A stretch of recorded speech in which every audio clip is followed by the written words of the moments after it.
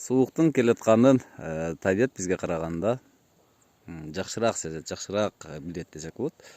Алыбыздагы жалбырактар уже жашыл түсүнөн ажырап, саргарып түшө баштаган мезгил. Малина сезону бүтө элек дагы эле болуп атат. Бүгүн туугандар малина боюнча сүйлөшөбүз. Былтыркы жылы тигилген малина күчтөнүп калды. Быйыл буюрса эрте жаздан көтөрүп, байлап, аркандап коебуз буюрса. Байлап коебуз.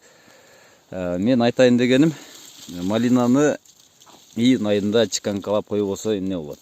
Мынау алдыбызда турган малина эми гана гүлдөп корулай баштады. Бул албетте бышууга успет этпейт.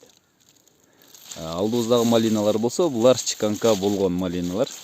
Булар уже мөмөсүн берип бүткөнү калды. Малина башка эгинтигине караганда бир аз суукка чыдамдуу, анткени бул суук жердин малинасы болгондуктан. Малина суук жерден келген, билесиздер. Бул чыдамкай болот суукка.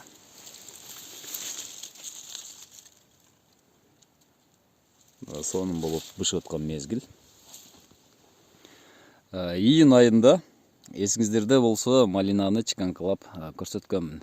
Ошол малиналар азыр мөмөсүн берип бүттү. Чыканка жасалбай кечирээк чыгып, июнда чыккан малиналар мына ушинтип эми гана гүлдөөнүн үстүндө болуп атат.